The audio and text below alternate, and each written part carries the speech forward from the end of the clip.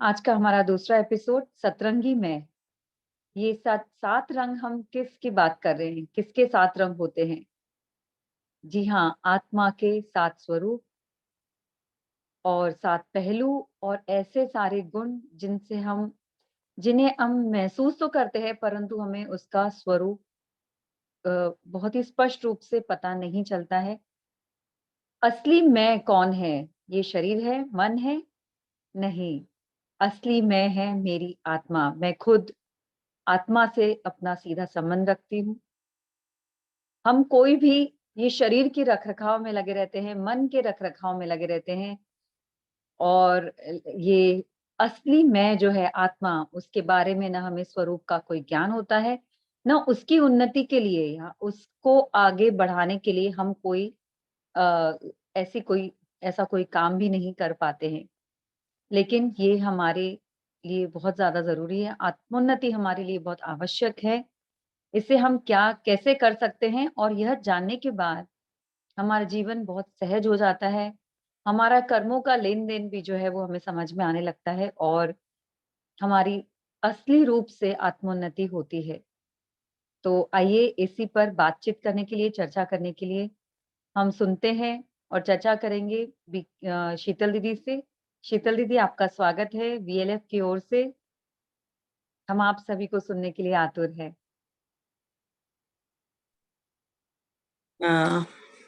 Good evening, everybody. दीदी आवाज़ नहीं आ रही आप अभी आ रही है? अभी आई है आवाज? जी, हाँ जी। ओम शांति दीदी, नमस्ते। ओम शांति, जय श्री कृष्णा। जय Shri good Krishna, evening. Very good evening. कैसे हैं आप सब? Thank you so much for joining in everybody. Last time हमने आपको बहुत मिस किया, रानी दी। हाँ जी, दीदी मैंने भी मिस किया। कुछ फैमिली गेट टुगेदर था और I had to be there. Okay, so all together we are 10 right now. So देखते हैं, धीरे धीरे सब ज्वाइन करेंगे। डे चेंज हुआ है तो हो सकता है यस, थोड़ा। एक्चुअली हाँ जी। एक्चुअली थर्सडे को हमारे यहाँ लाइट का थोड़ा इश्यू होता है, इसलिए दीदी ने कहा कि let's change the date rather than cancelling the programme every time. ये सो आज का जो सेशन है वो कंटिन्यूएशन है लास्ट टाइम के जैसे। जैसे हमने लास्ट टाइम कहा था, इनफैक्ट हर बार ही कहती हूँ कि we are not the body, we are the soul. जैसे एक बस होता है, गाड़ी होती है, इनफैक्ट उसमें जब तक ड्राइवर ना रहे तो गाड़ी कोई काम की नहीं रहती है। उसी प्रकार ये शरीर को चलाने वाला जो ड्राइवर है, वो भ्रिकुटी के मध्य में चमकता हुआ एक खूबसूरत सा सितारा, जिसका स्वरूप एक बिंदी स्वरूप है। इसीलिए उसकी निशानी हम माथे पे तिलक भी लगाते हैं और सुहाग की निशानी भी बिंदी ही देते हैं। बहुत सारे रीजन है, जैसे कहीं शुभ कार्य के लिए जाते हैं तो माथे पे टीका लगाते हैं। तो ये सब निशानी है कि, और जब फॉर एग्जाम्पल मंदिर में भी जाते हैं या कोई होली प्लेस जाते हैं तो सबसे पहले सर ऐसे माथे पे लगाते हैं, नीचे मंदिर के जो दरवाजे होते हैं वहां पे। हाँ, तो ये सब निशानी है कि कुछ तो है यहाँ पे, इसीलिए ज्यादा फोकस यहीं पे होता है। और ऐसा चक्रास के बारे में भी कहा जाता है कि व्हेन यू ओपन दिस चक्रा तो बहुत सारी चीजें ऑटोमेटिकली हमारे शक्ति आने लगती है। तो बहुत सारा रीजन है, बट और साइंस ने भी इनफैक्ट कहा है कि ब्रेन के मध्य में कहीं तो एक पॉइंट है जहां से पूरे शरीर को इंडिकेशन जाते हैं, पूरे शरीर को ऑर्डर्स जाते हैं, वो पूरे शरीर को कंट्रोल करती है। बट उन्होंने ये अभी तक वो उसको हम आत्मा कहते हैं, वो अभी तक उन्होंने उस पे स्टैंप नहीं डाला है।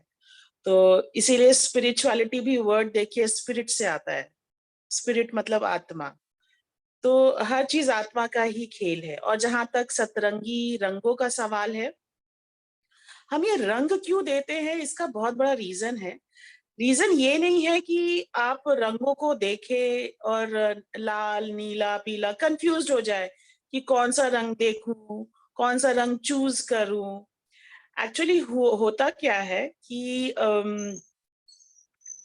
जो टाइम अभी चल रहा है, जैसे कि कलयुग का जो बोला जाता है अंत है अभी, तो ये जो टाइम चल रहा है इसमें जो चीज देखने में आती है उस पे हमें ज्यादा भरोसा होता है। अगर मैं आपको बोलूं आत्मा, आत्मा शांत है, तो शांति का कोई विजुअलाइजेशन नहीं है।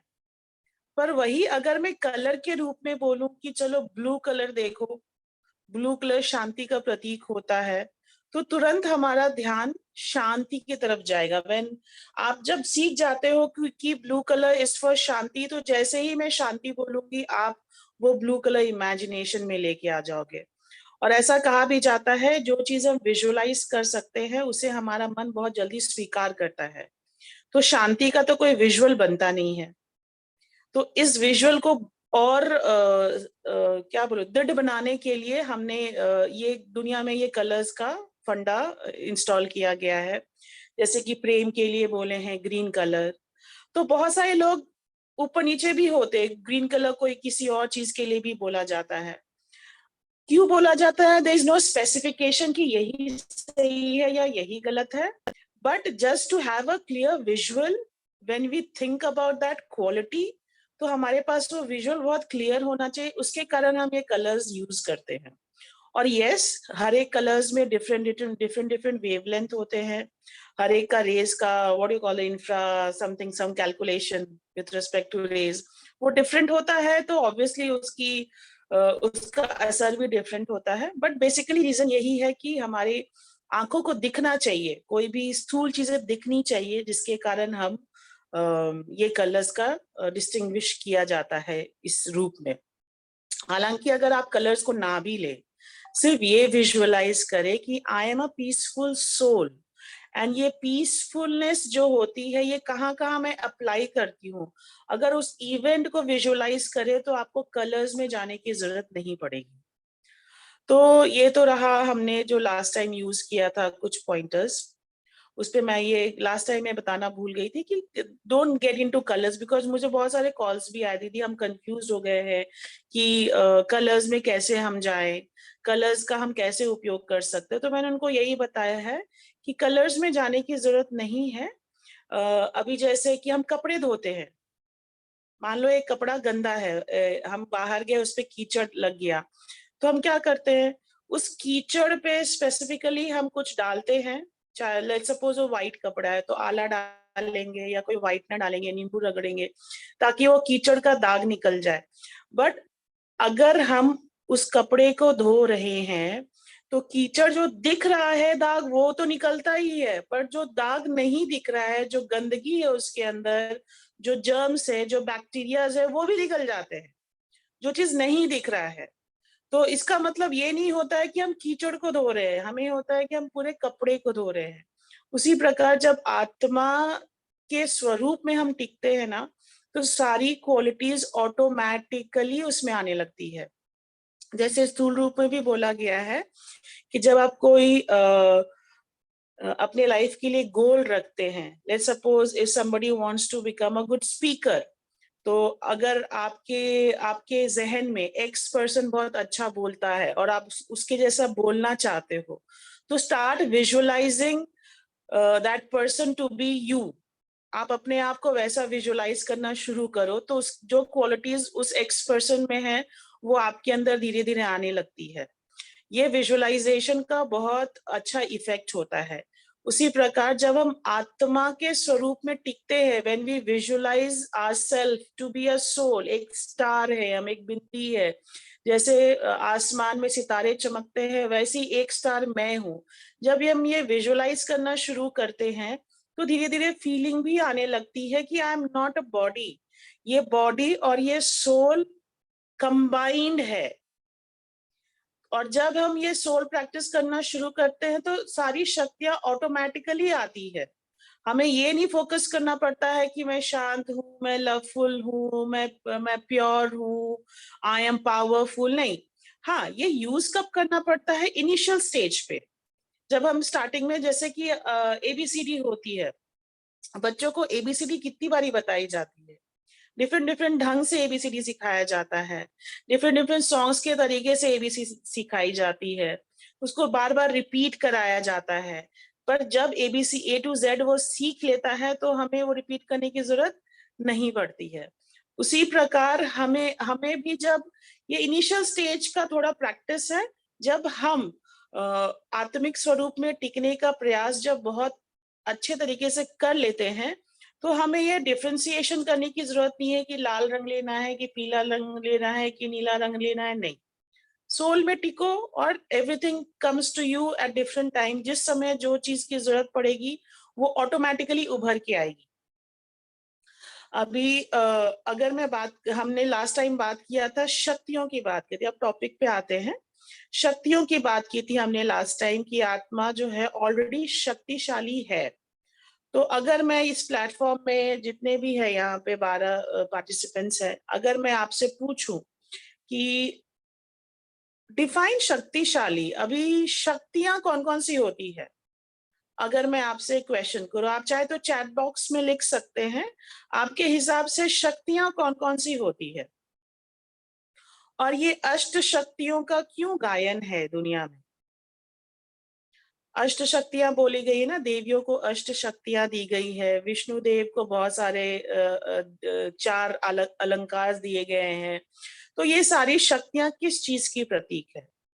आपको क्या लगता है? जितने भी है इस प्लेटफॉर्म में थोड़ा पार्टिसिपेट करेंगे और बताएंगे आपके अकॉर्डिंगली शक्तियां क्या होती है। I am waiting for the answers. कोई पार्टिसिपेट करना चाहेगा?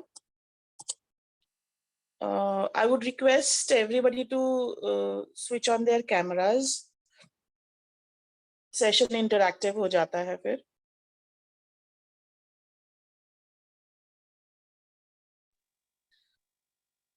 हाँ जी, बताएं शक्तियां आपके अकॉर्डिंगली क्या होती है। दीदी आप एग्जाम्पल दीजिए, फिर बाकी लोग। अच्छा, आत्मा की शक्ति, मन की शक्ति, तन की शक्ति। ओके, अगर मैं आपसे कहूं कि शीतल के अंदर बहुत शी इज वेरी प्योर, उनके अंदर देखने से बहुत प्योरिटी की भासना आती है। वो जब बातें करती है तो बहुत प्योरिटी की फीलिंग आती है हमारे अंदर, कभी भी गलत ख्याल नहीं आते उनके लिए। तो वो जो प्योरिटी की जो आपको फीलिंग आ रही है, तो आपको अगर मैं बोलूं, चलो मैं रानी दीदी से पूछती हूँ, अगर मैं रानी दीदी को बोलूं, रानी दीदी आप शीतल को ड्रॉ करें, who is very pure, so how will you draw it?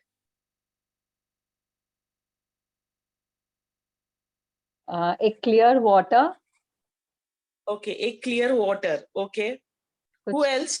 कोई कंटेनर जिसमें बहुत क्लियर वाटर रखा है। बहुत क्लियर वाटर है। Who else?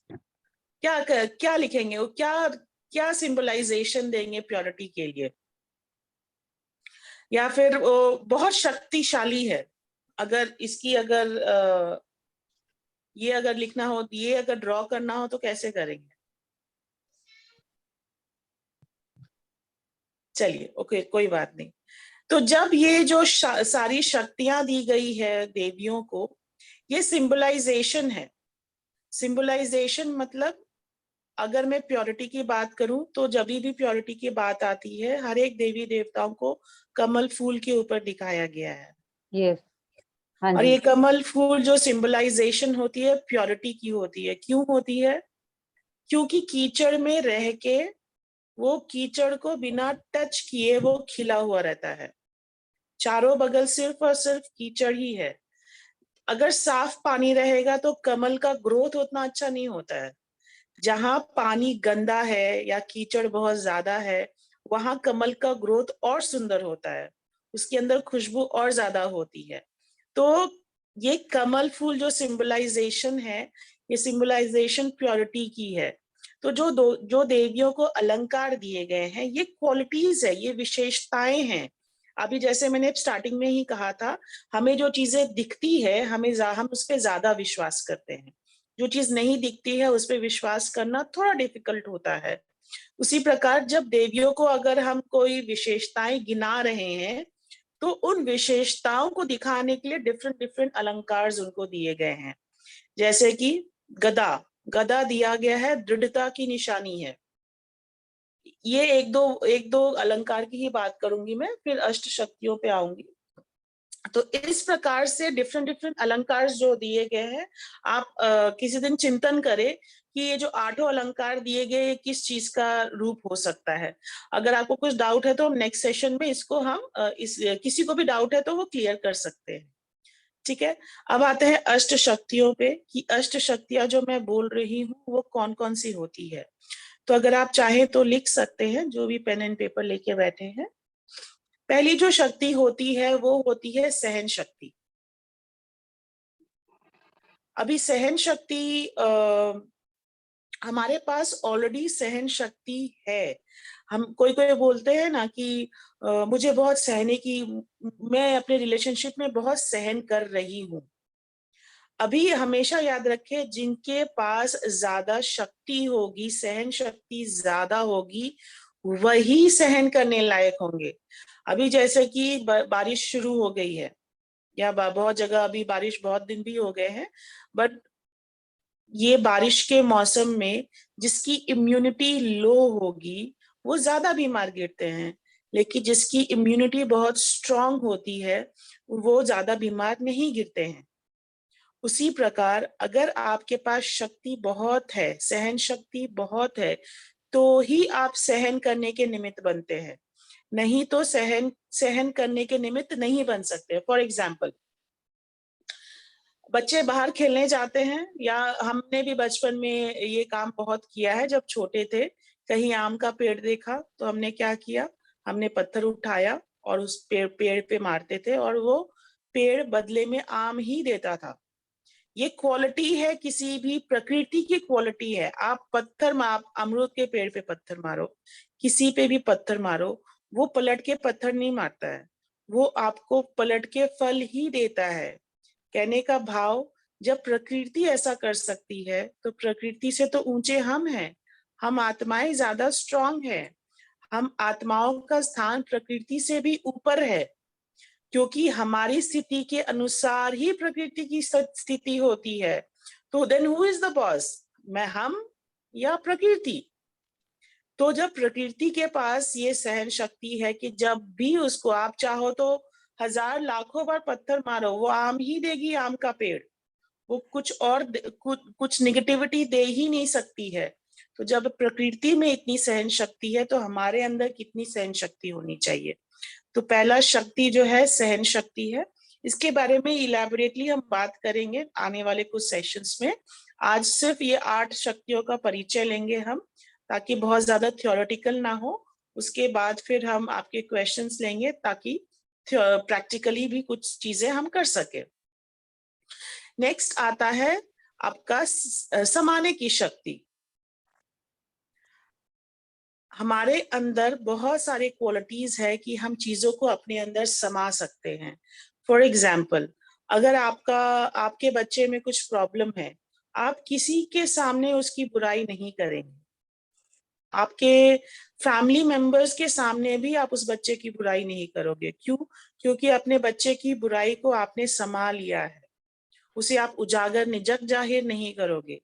लेकिन पड़ोसी के बच्चे में कुछ अगर इश्यू आए तो आजू बाजू 10 घर 20 घर जितने भी होंगे, सबके अंदर कभी ना कभी हमने कहीं ना कहीं उसकी बुराई अवश्य करेंगे। लेकिन अपने बच्चे की बारी आएगी तो हमारा जिप बंद हो जाता है। क्यों? क्योंकि हमारे अंदर समाने की शक्ति ऑलरेडी है। ये सिचुएशनल हम उस काम को यूज करते हैं। तो नेक्स्ट शक्तियां जो है वो है समाने की शक्ति। जिस प्रकार सागर हर नदियों को समा लेता है अपने अंदर, उसी प्रकार हम भी मास्टर सागर हर चीजों को समा सकते हैं। किसी की बुराई हुई, किसी की निगेटिविटी हुई, कोई कुछ बोल के गया, कोई हमारा थोड़ा इंसल्ट कर दिया, तो हमारे अंदर समाने की शक्ति है। तो इस समाने की शक्ति को जरूर यूज करें। फिर बोल रही हूँ, इसका इलैबोरेशन हम कुछ एग्जाम्पल्स के साथ लेंगे। फिलहाल थोड़ा शॉर्टकट में इन सारी शक्तियों का डेफिनेशन मैं आपको दे रही हूँ। जो तीसरा है वो है power to discriminate. Power to discriminate, power to discriminate किसको बोलते हैं? परखने की शक्ति। जिस प्रकार एक डायमंड मर्चेंट जो होता है, डायमंड को, एक नकली डायमंड और एक असली डायमंड को परख लेता है, उसी प्रकार हमारे अंदर भी परखने की शक्ति है। अब इस परखने की शक्ति को हम कहाँ कहाँ यूज कर सकते हैं? इस परखने की शक्ति को हम यूज कर सकते हैं कोई भी डिसीजन मेकिंग में। मान लो हमें कोई दो राह पे चलना है, दो में से एक राह पे चलना है, ऑप्शन दो है हमारे पास, आपको समझ नहीं आ रहा है कि आप कैसे उस राह को चुने, तो शांति से 5 मिनट बैठे, आंखें बंद करें, आत्मिक स्थिति में टिके कि मैं तो आत्मा हूँ, आत्मा में, मुझ आत्मा में परखने की अथाह शक्ति है। फिर विजुलाइज करें, ये दो सिचुएशन है, किस सिचुएशन में जाना मुझे इजी पड़ेगा या फिर उसका रिजल्ट क्या होगा, जो भी आपके पास सिचुएशन आई है उसके हिसाब से थोड़ा सेल्फ काउंसलिंग करें, लेकिन किस स्थिति में, कि मेरे पास परखने की शक्ति भरपूर है।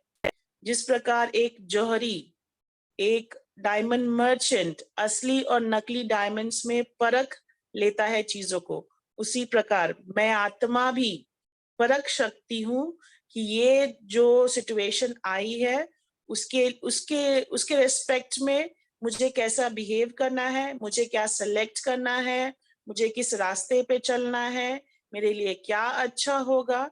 इस तरह की चीजें परखने की शक्ति में आप ला सकते हैं, इम्बाइब कर सकते हैं अपने अंदर वो क्वालिटीज। लिख लिया सबने? पहला था सहन शक्ति, दूसरा था समाने की शक्ति, तीसरा है परखने की शक्ति, चौथा है जज करने की शक्ति, पावर टू जज। जज किसको बोलते हैं? निर्णय करने को बोलते हैं, जिस चीज में हम निर्णय शक्ति ज्यादा ले सकते हैं। डिस्क्रिमिनेट में क्या हुआ, कौन सा अच्छा है वो हम चूज कर सकते हैं। कभी कभी लगता है ना कि ये सिचुएशन आई है, मुझे क्या निर्णय लेना चाहिए। बहुत लोग ऐसे बोलते हैं कि मेरे पास डिसीजन मेकिंग स्किल्स नहीं है। ये स्किल बढ़ाने की लाने की जरूरत नहीं है। बस जब हम आत्मा का चिंतन करते हैं, आत्मिक स्थिति में जब टिकते हैं, तो ऑटोमेटिकली ये सारे पावर्स हमारे अंदर जगती है। ये सारे पावर्स अभी कहीं ना कहीं सोई हुई है, किसी में कोई पावर जगी है, किसी में कोई पावर जगी है, सारी की सारी पावर्स लेकिन सोई हुई है। ये आपने चेक करना है कि आपके अंदर कौन कौन सी पावर जगी हुई है, और जो पावर सोई हुई है उसको मेडिटेशन से आपने जगाना है। ठीक है, तो चौथी शक्ति हमने क्या कहा?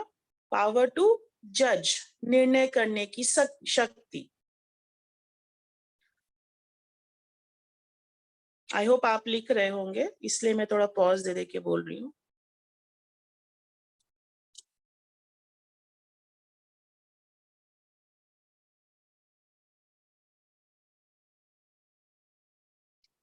ओके,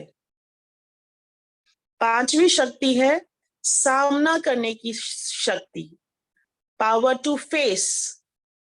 कोई भी सिचुएशन आ जाए, नेगेटिव सिचुएशन आए या कैसा भी सिचुएशन आए, कोई इंसल्ट करके चला जाए, घर में कोई शरीर छोड़ दे, अभी कोविड में बहुत लोगों ने शरीर छोड़ा, अचानक से शरीर छोड़ा, बहुत लोगों का जॉब चला गया, फाइनेंशियल इश्यूज आ गए, हेल्थ इश्यूज आ गए। तो जो भी सिचुएशन अचानक आती है उससे हम घबरा जाते हैं, उससे हम हताश हो जाते हैं, डिप्रेशन में चले जाते हैं, एंजाइटी होने लगती है। इन सब से निजात पाने के लिए हमारे अंदर पावर टू फेस, मतलब कि किसी चीज को भी सामना करने की शक्ति को जितना हम जगाएंगे उतना हमारे आत्मा में वो जगती है, और जब कोई भी सिचुएशन आती है तो हम उसको इजीली ओवरकम कर सकते हैं। जैसे कि एक धुंधले पानी में कुछ भी नहीं देख पाता है, पर जब पानी शांत होता है, जब गंदगी नीचे बैठ जाती है, तो बहुत क्लियर दिखता है कि उस पानी के अंदर क्या क्या चीजें हैं, कुछ मछली है या कुछ और है, तो बहुत क्लियरली दिखता है।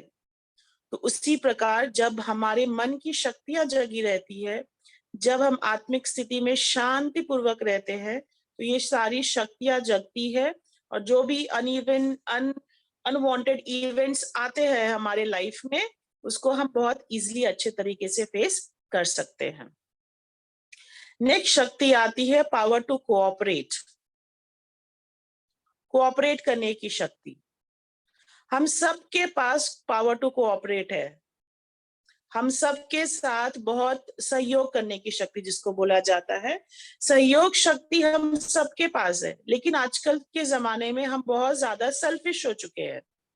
हमें लगता है नहीं, मैं और मेरा परिवार बस इतना ही दूर तक है, बहुत से ज्यादा हुआ तो कुछ फ्रेंड्स, बहुत हुए तो अड़ोसी पड़ोसी में 1 या 2 फैमिली, बस नहीं। लेकिन पावर टू कोऑपरेट मतलब सहयोग करने की शक्ति हमारे अंदर हर आत्मा के लिए है।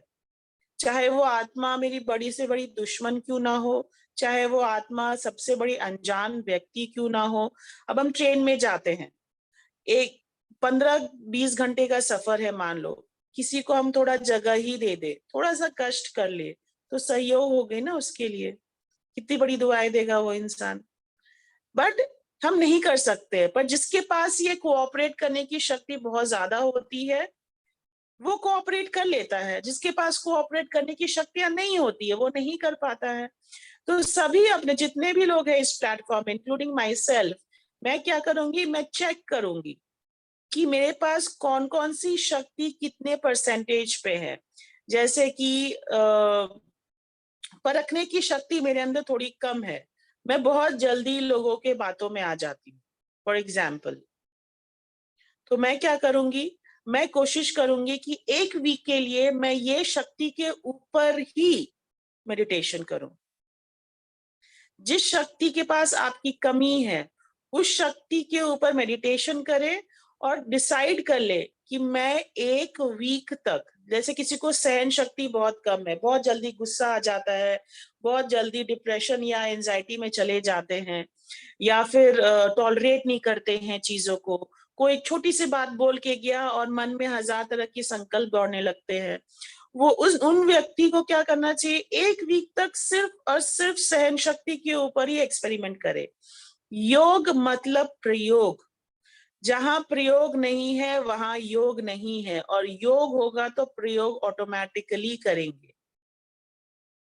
तो प्रयोग करने का तरीका क्या, 1 वीक के लिए आपके ऊपर है, 1 वीक, 10 दिन, 1 महीना, आप चाहे क्या करें, सिर्फ और सिर्फ सहन शक्ति पे ही काम करें। कैसे करेंगे सहन शक्ति पे काम, बस मेडिटेशन में जाए, मैं आत्मा हूँ चिंतन करे, मैं किस प्रकार की आत्मा हूँ, मेरे पास बहुत सहन शक्ति है। सिचुएशन को विजुअलाइज करे, कहाँ कहाँ सहन शक्ति मेरी कम हो जाती है, फिर उस जगह पे अपने उस रिप्लेस करे अपने आप को। अगर ये सिचुएशन फिर से आएगी तो मैं इस तरह से बिहेव करूंगी, इस तरह से बात करूंगी, इस तरह से शब्द निकालूंगी, इस तरह से टोनैलिटी होगी मेरी, लोगों को दुख नहीं दूंगी।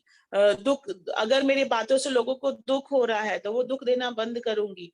और 1 वीक के लिए डिसाइड करे, कुछ भी हो जाए, ना मुझे दुख देना है ना दुख लेना है, दोनों काम होना चाहिए। और अगर दुख देना, ये तो हमारे हाथ में है कि चलो मैंने डिसाइड किया कि मुझे किसी को दुख नहीं देना है, ये मैंने डिसाइड कर लिया। लेकिन जहां कोई मान लो सामने वाला कोई दुख लेके आ गया, तो कुछ ऐसा बोल दिया, तो डिसाइड करे कि मेरे पास अथाह सहन की शक्ति है, कोई कुछ भी बोले मैं यहाँ से शांत रहूंगी सिर्फ और सिर्फ 1 वीक के लिए। और फिर देखे कि आपके अंदर वो शक्ति कैसे जगती है। इट्स ऑल अबाउट प्रैक्टिस, प्रयोग प्रयोग प्रयोग। तो हमने कितनी शक्तियों की बात की, 6 शक्तियों की बात कर लिए हैं हमें। अब है नेक्स्ट पावर टू विथड्रॉ, संकीर्ण करने की शक्ति। संकीर्ण, संकीर्ण मतलब जिस प्रकार अगर हम कछुए को देखें तो कछुआ क्या करता है, जब उसको कुछ खाना है या ऐसे थोड़ा इधर उधर घूमना है या कुछ करना है, तो वो अपने शेल से बाहर आता है, और जब उसका सब ये सब एक्टिविटीज हो जाते हैं तो शेल के अंदर वो छुप जाता है। तो ये इसी को बोलते हैं, इसी से याद रखे, संकीर्ण करने की शक्ति, पावर टू विथड्रॉ। अब इसका मतलब क्या होता है कि जैसे कि जब हम कोई कर्म करते हैं तो हम उस कर्म में फंस जाते हैं।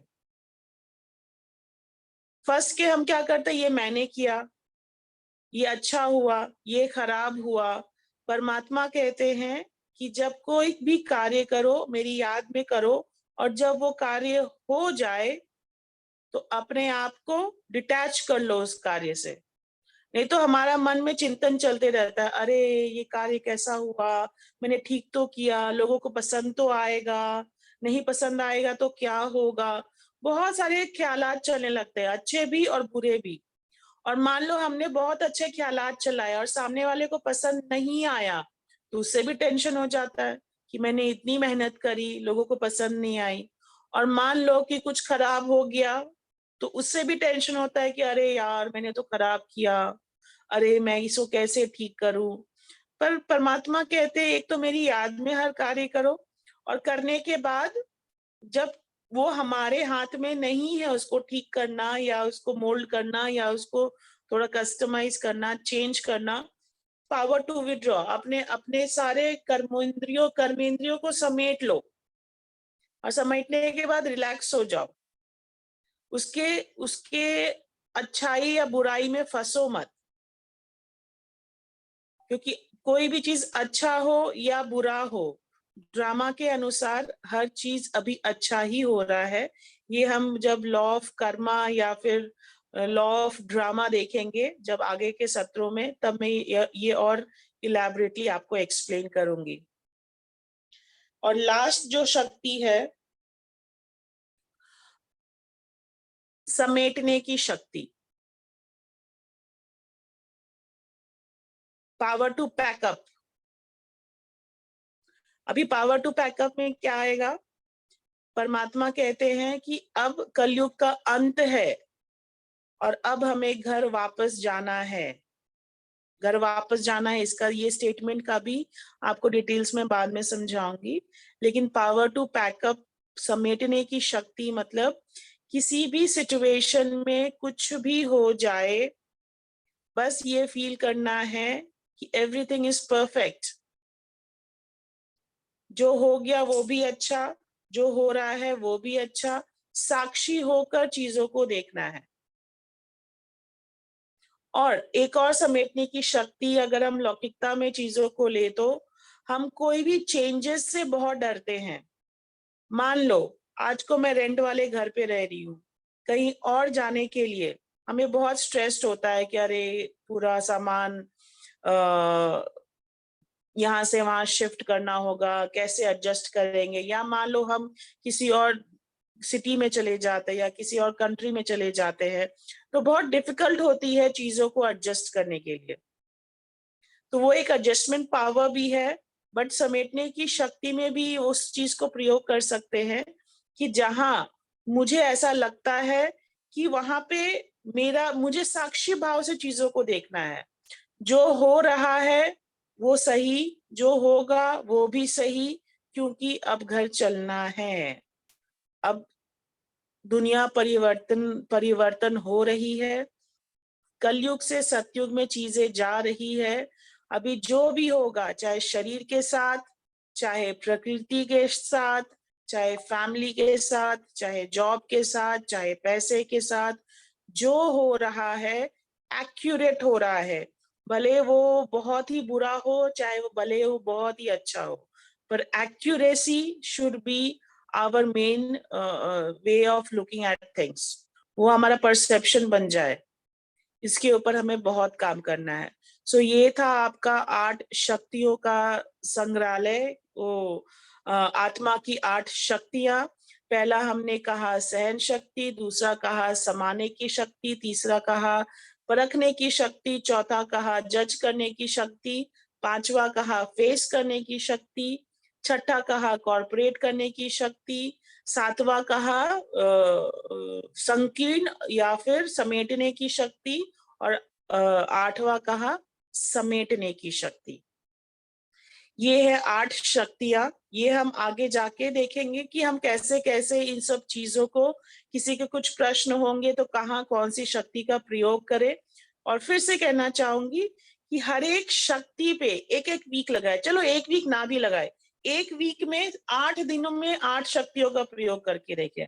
एक दिन में एक शक्ति ले कि आज मैं सहन शक्ति का प्रयोग करूंगी, आज मैं समाने की शक्ति का प्रयोग करूंगी, आज मैं कोऑपरेट करने का प्रयोग करूंगी।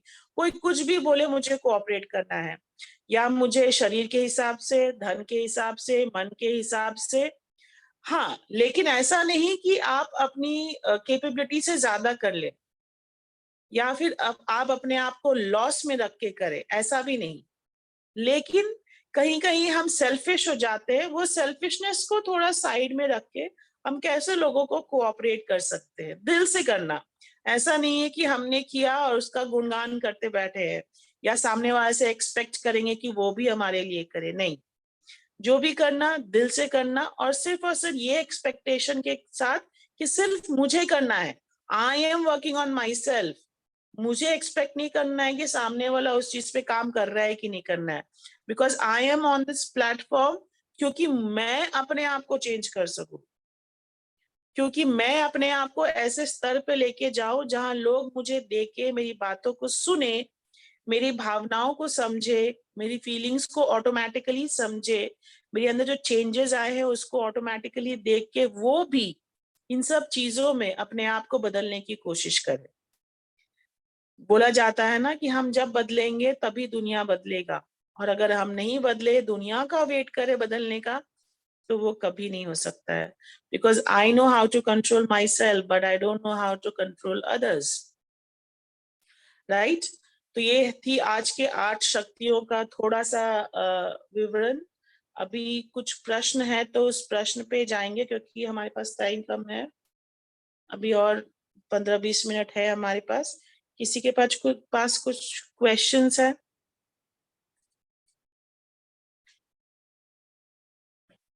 किसी भी प्रकार का कोई क्वेश्चन करें, हैंड रेज करें, जो भी कुछ बात करना चाहता है शीतल दीदी से। थोड़ा थ्योरेटिकल था आज का सेशन, बिकॉज ये सारी शक्तियां बताना जरूरी थी। नेक्स्ट टाइम क्या करेंगे कि थोड़ा इलैबोरेटली हम सभी शक्तियों को समय के हिसाब से या क्वेश्चंस के हिसाब से भी उन शक्तियों का डिटेल्स हम देखेंगे। नो क्वेश्चंस, क्योंकि मुझे कॉल्स आते हैं। इससे अच्छा है कि आप प्लेटफॉर्म में पूछे, सो दैट दूसरों का भी अगर वो क्वेश्चन है तो वो सॉल्व हो सके।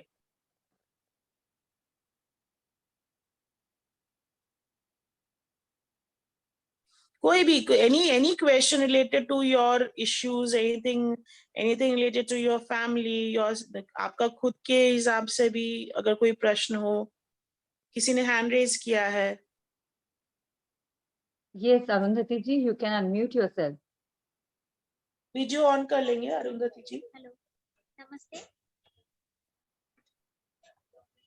मैं थोड़ा बाहर हूँ, नॉइज आएंगे शायद। आपको सुनाई दे रहा है? आपकी आवाज नहीं आ रही है, नहीं आ रही आवाज? थोड़ी स्लो आ रही है। अच्छा, तो मैं लिख के भेजूं? अभी सुनाई दे रही? अभी सुनाई दे रही? हाँ जी, हाँ जी, अभी ठीक है। हाँ, एक्चुअली मुझे ये पूछना था, जैसे हम बाहर वालों को जज नहीं कर सकते, पर घर के अंदर जो रहते हैं उनको हम ज्यादा जज करते हैं, ये है वो है, और इश्यूज वहां पे ज्यादा आते हैं, तो वहां पे क्या करें? देखिए अरुंधति जी, ये सब जो भी क्वालिटीज है ना, ये जज करने का वो इंग्लिश विवरण ना ले उसका। जज मीन्स निर्णय करने की शक्ति। एक जजमेंट होता है जब हम लोगों को, एक बोला ना, डोंट जज मी मतलब मुझे उसका हिंदी क्या बोल सकते हैं? विवेक शक्ति। नहीं, विवेक शक्ति तो चलिए वो एक गुड क्वालिटी है, लेकिन जब हम कुछ करते हैं तो सामने वाला बोलता है ना कि आप मुझे जज मत करो इस चीज को लेके, एनालाइज आप मत। मुझे, हाँ एनालाइज। हाँ, आप मुझे गलत मत समझो, या फिर आप मुझे नेम टैग नहीं करो। वो जज करने का मतलब हो जाता है व्हेन वी से दिस स्टेटमेंट, डोंट जज मी। क्योंकि हम क्या करते हैं ना, अपना परसेप्शन क्रिएट कर लेते हैं कि वो इंसान वैसा ही है। तो ये जो भी क्वालिटीज हमने डिस्कस की ना अरुंधति जी, ये सारी क्वालिटीज हमारे लिए है। मैं वो अंगुली एक तरफ होता ना, 4 अपने तरफ है, तो ये 4 के जगह ये 8 क्वालिटीज हमारे लिए है, ये किसी और के लिए नहीं है, ना घर वालों के लिए भी नहीं है, बाहर वालों के लिए तो बिल्कुल भी नहीं है। ये सिर्फ और सिर्फ हम अपने लिए पढ़ रहे हैं। हमारे अंदर क्वालिटी होनी चाहिए लोगों को जज करने की, जज सिचुएशन को जज करने की। जज डजंट मीन कि आप उसकी नेगेटिव क्वालिटी को देखो। फॉर एग्जाम्पल, जैसे ऑफिस में भी होता है, हमारे बहुत सारे ऐसे भी कोलीग्स होते हैं या हमारे जूनियर्स होते हैं जो बहुत चिड़चिड़ के काम करते हैं, बहुत ज्यादा नेगेटिव क्वालिटीज होती है उनके अंदर। तो हम क्या करते हैं, हम देखते हैं कि उनके अंदर ये क्वालिटी कहाँ से आ रही है। इज इट लाइक कि वो इंसान कुछ पर्सनली कुछ चीजों से जूझ रहा है, पर्सनल इश्यू है उसके लाइफ में, या फिर वो अच्छे से काम इसलिए नहीं कर पा रहा है क्योंकि वो कहीं ना कहीं डिससेटिस्फाइड है। तो ये सब सारी चीजें देखी जाती है, उसके बाद हम निर्णय पे पहुंचते हैं कि कैसे उनको ठीक की जाए, या फिर उनको किस तरह से हम ट्रेनिंग दे ताकि वो सारी चीजें अच्छे से कर सके। उसी प्रकार घर में भी जज, don't get into that English statement, don't जज। जज मीन्स कि हम निर्णय कैसे ले। फॉर एग्जाम्पल, अभी बच्चे लोग बहुत कंफ्यूज होते हैं कि 12th के बाद क्या करना है, पेरेंट्स बहुत कंफ्यूज होते हैं कि 12th के बाद क्या करना चाहिए। तो निर्णय ले, निर्णय शक्ति को वहां बढ़ाएं, मेडिटेशन करके फिर निर्णय ले। अभी हमारे पास होती है कि हम ये ऑफिस ज्वाइन करें, ये जॉब ज्वाइन करें या वो जॉब ज्वाइन करें। अगर मान लो 2 ऑप्शन आ गए तो जज करे कि क्या सही है क्या गलत है। खाने में हम कुछ भी उठा के खा लेते हैं, कहीं का भी खा लेते हैं, बाहर में चाट पकौड़े सब खा लेते हैं। जज करे कि मेरे अंदर मेरे लिए क्या सही है क्या गलत है। 2 पीपल नो इट कि बाहर का नहीं खाना चाहिए, चलो बारिश में तो और नहीं खाना चाहिए, फिर भी लोग खाते हैं। वो तो चलो एडिक्शन या फिर कंट्रोल नहीं है तो इसलिए खाते हैं, और कहीं ना कहीं जज करने की शक्ति भी कम है। जजमेंट डजंट मीन निर्णय करने की शक्ति का मतलब ये नहीं कि आप चीजों को जानते हो। निर्णय करने की शक्ति का मतलब आप जो चीज करते हो। It's all about action, not about knowing things. Okay Arundhati ji, have I answered your question? हाँ, हम तो मतलब समझ जाते हैं, पर जब काम करते हैं तब पता नहीं कुछ गड़बड़ तो हो ही जाता है, जजमेंट आ जाता है, इश्यूज आ जाते हैं। It's all about how you deal with things. It's all about, अभी ऐसे कि फॉर एग्जाम्पल, जैसे मैंने एग्जाम्पल लास्ट टाइम भी दिया था, सहन करने की शक्ति। लोग बोलते हैं ना कि मुझे तो बासी खाना एकदम पसंद नहीं है। बहुत लोग ऐसा बोलते हैं कि सुबह का खाना रात में रिपीट नहीं करेंगे, रात का कुछ बच गया तो सुबह खाने से उनको टेंशन होता है। बट अगर मैं बोलूं, वही इंसान जब ट्रेन में ट्रैवल करता है, मान लो 4 दिन की जर्नी है, वो 2 दिन का भी बासी खाना बहुत प्यार से खाएगा। तो कहाँ से वो क्वालिटी आई? इसका मतलब कि वो क्वालिटी है ना मेरे अंदर, पर हमने क्या किया है, सिंस घर पे अवेलेबल है तो हम वो क्वालिटी को बाहर नहीं निकाल रहे हैं।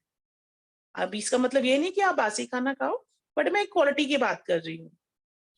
अब ऐसे कि पेरेंट माँ होती है कि वो एक लेडी जो होती है उनको बोला जाता है कि पेट में कोई बात नहीं पचती है, लेकिन अगर बच्चे उनके स्वयं का कुछ बच्चे का कुछ प्रॉब्लम आ जाए, दुनिया भर से वो छुपा लेंगे।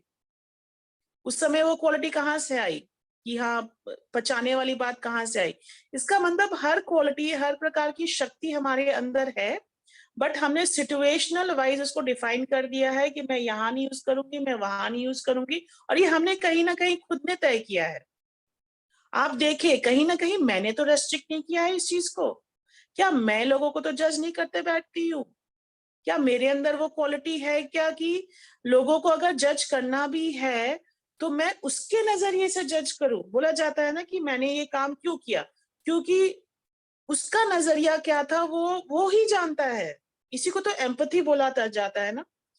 हर जगह एम्पैथी की बात की जाती है कि सिंपैथी नहीं है, you should empathise with others. तो ये एम्पैथी करने के लिए हमें सामने वाले का परसेप्शन देखना है।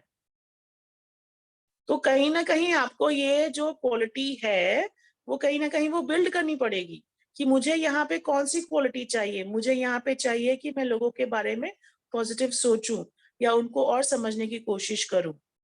जहां आपको लगे कि ये जजमेंट की शक्ति मुझे प्रॉब्लम कर रही है, वहां आप देखिए कहीं मैं ये गलत तरीके से तो इसको यूज नहीं कर रही हूँ, क्योंकि शक्तियां कहीं ना कहीं गलत तरीके से भी यूज होती है।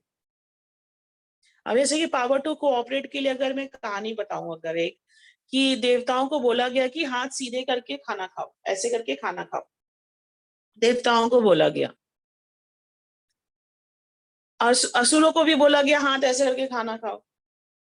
अभी देवताओं ने क्या किया, अगर आप मेरे सामने खड़े हो तो मैं आपको खाना खिला सकती हूँ ना, ऐसे आपके मुख में डाल सकती हूँ ना खाना। लेकिन असुर लोग क्या करने गए, वो ऐसे कैसे खाएंगे, उन्होंने खाना ही नहीं खाया। अरे feed the other person no, तो हाथ सीधा ही रहेगा आपका, दोनों का पेट भरेगा। तो ये सारी क्वालिटीज जो है, power to cooperate, power to discriminate, power to जज, पावर टू एडजस्ट, ये सारे क्वालिटीज देवताई गुण है। देवता क्या करते हैं, ढूंढते हैं कि कैसे चीजों को अच्छा किया जाए और दूसरों के लिए किया जाए। इसलिए देवताओं का हाथ ऐसे दिखाया है, कभी वो ऐसे नहीं देखे हैं आपने, ऐसे वाली देने का भाव दिया, इसे देवता, देने वाला। और असुरों का क्या दिखाया, वो अपने बारे में सोचे कि अरे मैं हाथ सीधा करके कैसे खाऊं, तो उनके वो भूखे ही रह गए।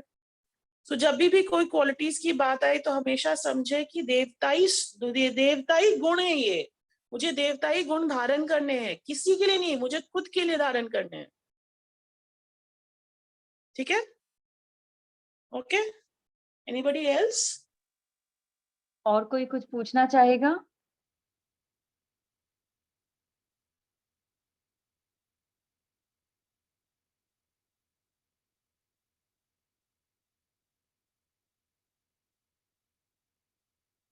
बहुत सारे लोग पुराने वाले हैं नहीं अभी आज। हाँ जी।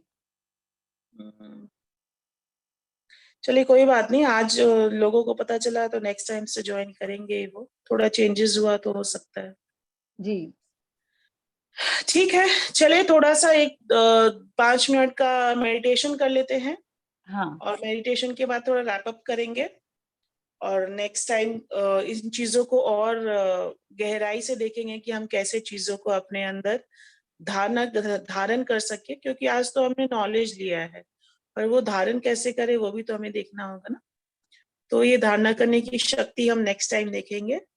आज के लिए बस इतना ही। तो सब अब रिलैक्स हो जाए, जो भी कार्य कर रहे हैं उसे छोड़ दे।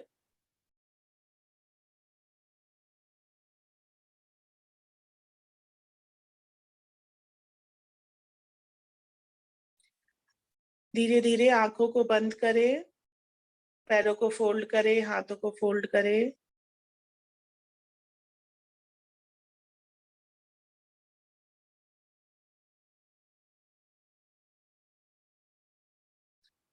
पूरा का पूरा कंसंट्रेशन खुद के ऊपर।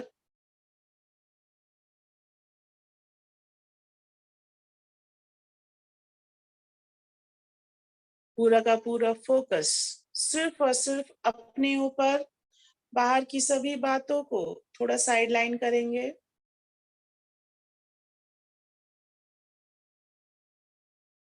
धीरे धीरे मैं जिन जिन अंगों का नाम ले रही हूँ, सिर्फ उन अंगों को देखेंगे और फील करेंगे कि वो अंग रिलैक्स हो रहा है। शुरू करते हैं। पैरों का अंगूठा, दोनों अंगूठों को रिलैक्स करें, एज इफ दोनों अंगूठे हल्के हो चुके हैं। पैरों की सारी उंगलियां, दोनों तलवा ऊपर की ओर आए, एंकल, घुटना, जांघें, फील करें दोनों पैर बिल्कुल हल्के हो चुके हैं। धीरे धीरे अपने बेल्ट के नीचे वाले भाग को रिलैक्स करें। दोनों बट रिलैक्स्ड। पेट का भाग रिलैक्स्ड। छाती, पूरा पीठ रिलैक्स्ड। कंधे, दोनों बाजुएं, दोनों एल्बोज,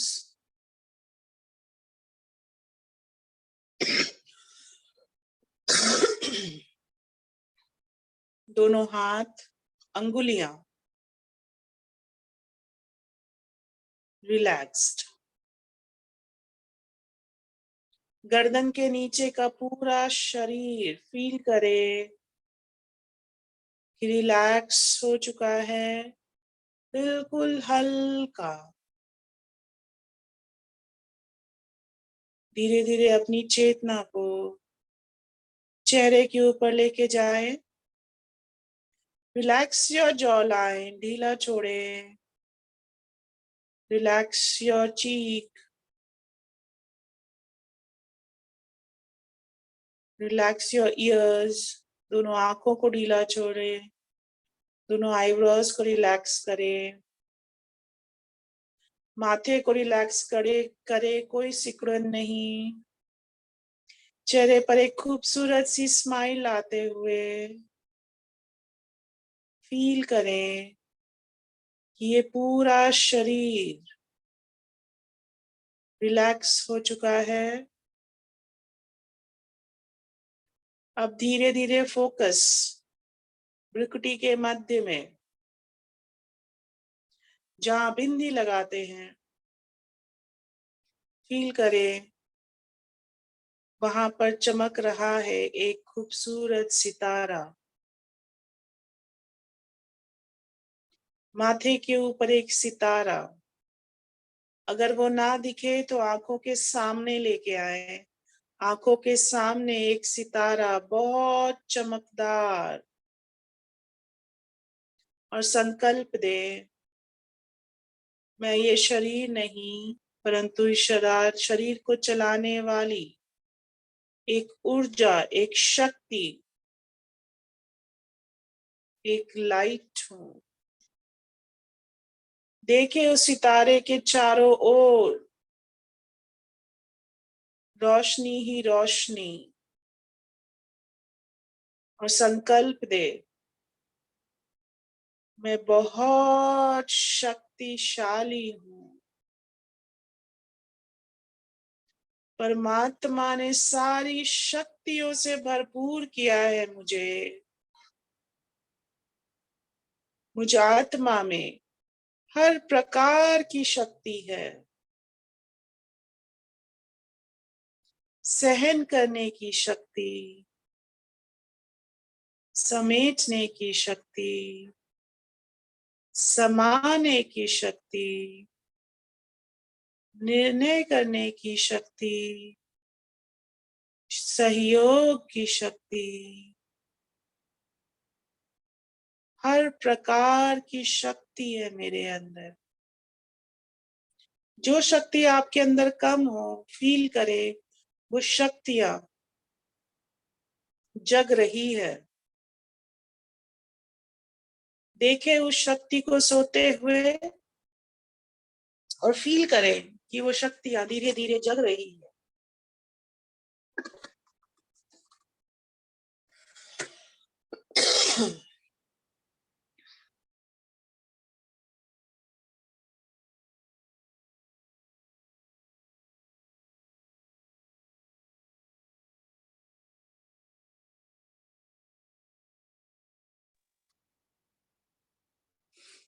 धीरे धीरे उन शक्तियों को जगाते हुए महसूस करें कि ये शक्तियां मुझ आत्मा में 100% तक हो गई है। सारी शक्तियां 100% तक है, और ये शक्तियों को महसूसता में लाते हुए शरीर को देखे और फील करे। ये शक्तियां, चाहे तो कोई रंग भी दे दे उसे, आपका फेवरेट कलर, जैसे मैं दूंगी सफेद। ये सफेद शक्ति मेरे पूरे ब्रेन में फैल रही है, मेरे अंग अंग को ये प्रकाशित कर रही है। ये सारी शक्तियां मेरे पूरे शरीर में फैलते हुए हर एक अंग को ये शक्तिशाली बना रही है। और फील करे, मैं आत्मा धीरे धीरे शक्तिशाली बनते जा रही। मैं इस विश्व में सबसे शक्तिशाली हूं, सर्व शक्तियों से भरपूर, सर्व गुणों से भरपूर, सर्व विशेषताओं से भरपूर। मैं आत्मा शक्तिशाली हूं। धीरे धीरे हाथों को मले,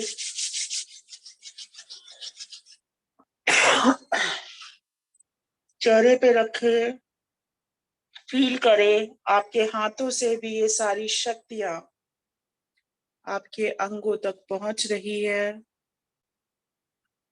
और इस खूबसूरत फीलिंग के साथ धीरे धीरे आंखों को कोमलता से खोले। Look around and relax. So sorry, मुझे थोड़ा खांसी आ गया था, थोड़ी तबीयत डाउन है। कोई बात नहीं। Anyways, thank you so much for listening to this session. और बाकी आज थोड़ा थ्योरी हो गया था, बट कोई बात नहीं, हम प्रैक्टिकल सेशन नेक्स्ट टाइम से इसके ऊपर, इसके बेसिस पे जरूर लेंगे। जी दीदी, थैंक यू सो मच शीतल दीदी, आत्मा की शक्तियों के बारे में इतनी विस्तृत जानकारी देने के लिए।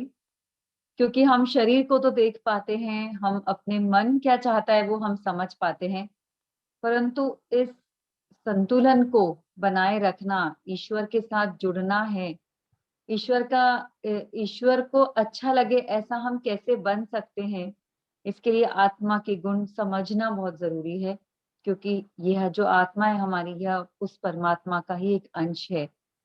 तो इसका स्वरूप को, असली स्वरूप को जाने, पहचाने, परखें और इसे बहुत अच्छे तरह से सामंजस्य हम बना सके, और ईश्वर की दी हुई सृष्टि में हम कैसे रह सकते हैं और दूसरे आत्माओं को भी हम कैसे उनके साथ में सामंजस्य बिठा सकते हैं, इसका एक बहुत ही बेहतरीन विवरण, एक इंसाइट हमें आज मिला है। होपफुली इन सब चीजों को समझकर हम आगे चलकर इन्हें हम कैसे विकसित करें, कैसे संतुलित करें, किन गुणों को हम अपने एक महत्व देते हुए कैसे हम ऑल राउंड आत्मोन्नति की जो स्टेप्स है उसको पार करें, चढ़ें। इसके लिए हमें शीतल दीदी मार्गदर्शन कर रही हैं। बहुत बहुत धन्यवाद दीदी। एक बहुत गहन विषय है जिसको बहुत सिंप्लीफाइड वे में आप बता रहे हैं, हम भी समझने की कोशिश कर रहे हैं। यहाँ जुड़ने के लिए सभी को बहुत बहुत धन्यवाद। और congratulations that you want to know more about your real own self, that is our soul. तो thank you all for joining. Next time हम लोग फिर मिलते हैं Wednesday 9 o'clock with शीतल दीदी। Thank you दीदी, नमस्ते, थैंक यू, ओम गुड नाइट, शांति, शांति, जय श्री कृष्णा। जय श्री कृष्ण।